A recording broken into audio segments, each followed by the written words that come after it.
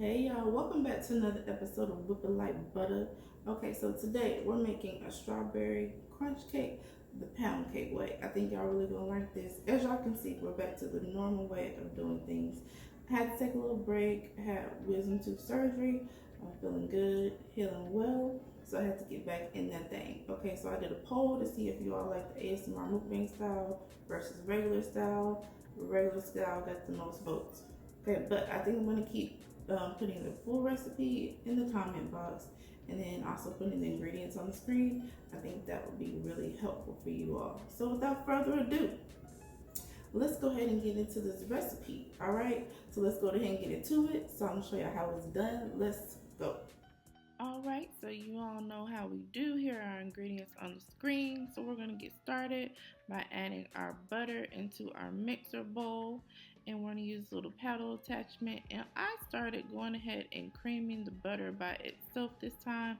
I wanted to just try something different and I liked it. So I just creamed the butter for like a minute by itself and then go ahead and add the granulated sugar right into this mixer. And then we go ahead and cream that together for another like 3 to 5 minutes, y'all. I just really let this go. Stopped it periodically, scraped down the sides of the bowl, turn the mixer back on, let it keep going for about 3 to 5 minutes until it really got nice and fluffy like it is here. And then we went ahead and added half a package of the strawberry Jello mixture, and we just go ahead and mix that until it's nice and combined. Only to combine. You don't have to just overdo it. Only until combined. And we're ready to go ahead and add our vanilla extract in here. Okay, and we're just gonna mix that and just go ahead and start adding our eggs. You want to mix your eggs one at a time. Add one at a time into the bowl. Y'all know how we do.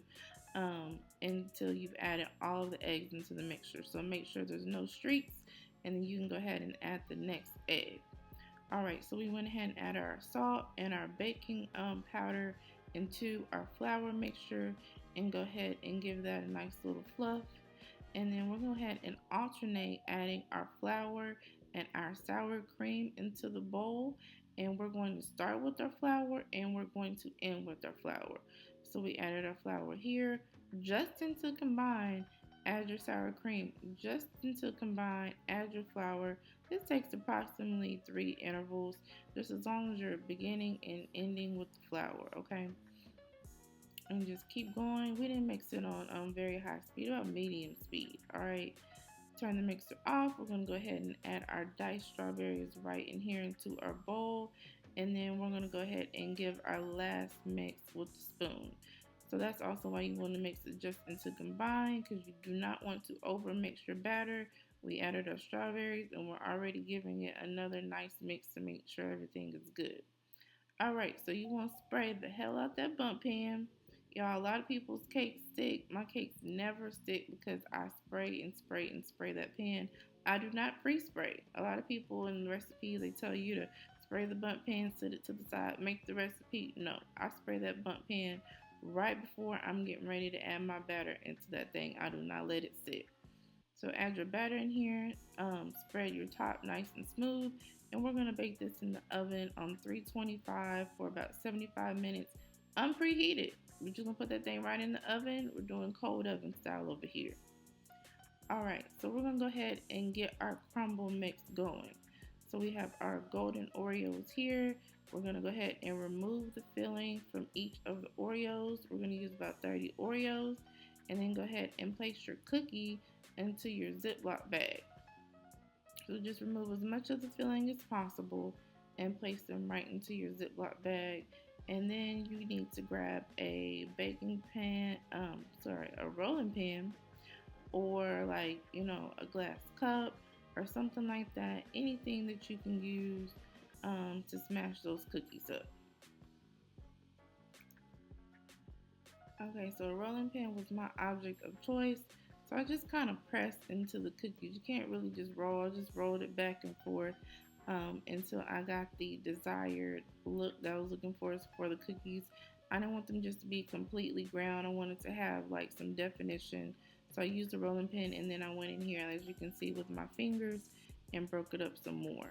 And now here we're going to add the other half of the Jello mixture in here with our cookies, and we're going to go ahead and shake that up. And then we're going to go ahead and add our butter. So you can put your butter in the microwave for about 30 to 45 seconds until just melted.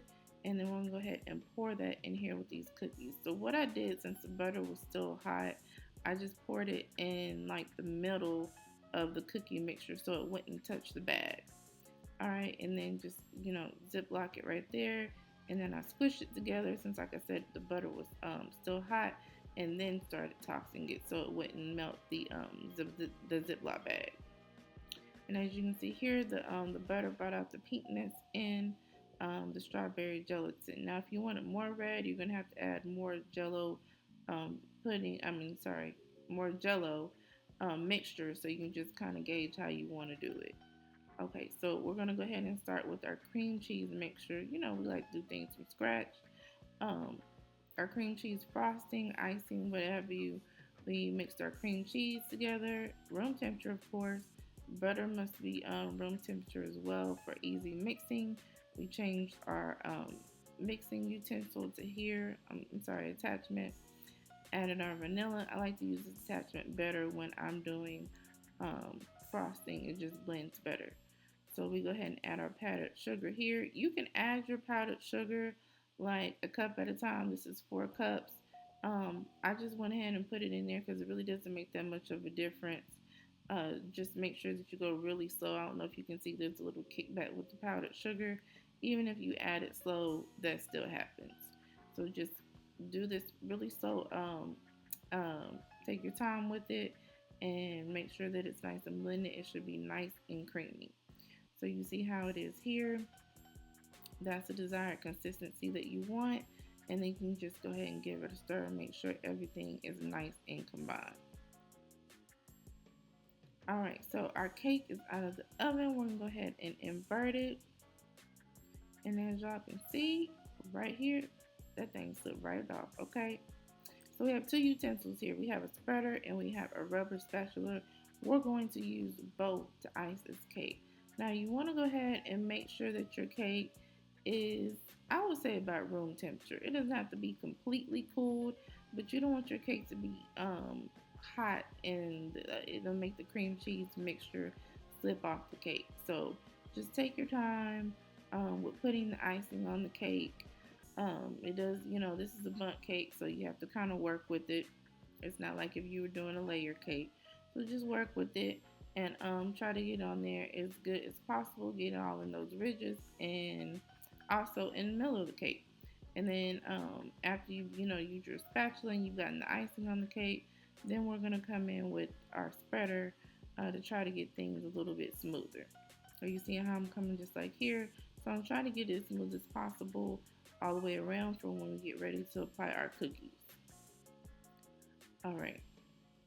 So we'll go ahead and add our cookies. So what I did is I just sprinkled down the side of the cake, held my hands to the side. I probably could have put some parchment paper up under this cake, but the cookies that fell on the counter, I just threw them away. There's more than enough cookies here to decorate this cake. If you think you're gonna, if you're gonna need the cookies that fell, or you want to do something else with them, put parchment paper, or if your counter's clean enough, I don't see a problem with it. But anyway, so just sprinkle the cookies down the side of the cake, and the cookies that fell in my hand, I just went ahead and I pressed them into the cake. So try to get the top as well. You don't necessarily have to get the middle because we're gonna go ahead and add strawberries in the middle of the cake to decorate it. Y'all doesn't have to be perfect, just freestyle. It came out really cute. I really like how the way it came out, and I think the strawberries really added a nice touch to the cake. All right, just put them on there like so, just to give it some nice pizzazz. All right, and then you can pop that thing in the refrigerator just to make sure that your cookies don't slip, since the cream cheese frosting is a little soft. All right, y'all, so we have our cake. Ooh, baby, yes. Y'all see those pieces of strawberry? Yes, and you see I like how the thickness on the rim with the cream cheese frosting. So I like how much frosting I added. You see the cookies on top and all around. Yes, with the jello. Yes. So let's go ahead and give this a little taste. I'm gonna start that here. Yeah, I put this cake in the refrigerator too because it has the cream cheese frosting on there, and I didn't want the cookies to slip since the cream cheese frosting is so soft. So I went ahead and put it in the refrigerator, and it held really well. So it's a little cold, but let's go ahead and see.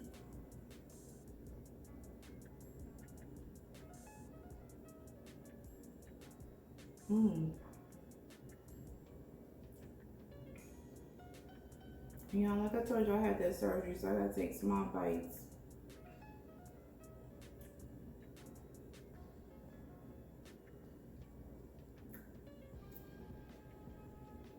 Mm-hmm. Okay, bomb. Okay, bomb. I figured it come out good, but baby, let me get a little piece with the fresh strawberry. I'm not gonna pay for this later on my allergies because me and citrus and all of that don't get along, but it's so good.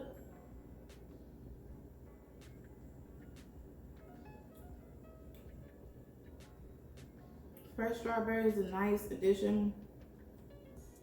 I don't want to put too much or too little strawberries. Fresh strawberries just enough to complement it. It was really tasty. Mm-hmm. And cream cheese frosting. It's delicious, y'all. Nice and moist. Everything, okay? Go ahead and get that in that description box and get the recipe. Like, share, subscribe. Don't be stingy. Make sure you share. And we catch y'all next time. Bye.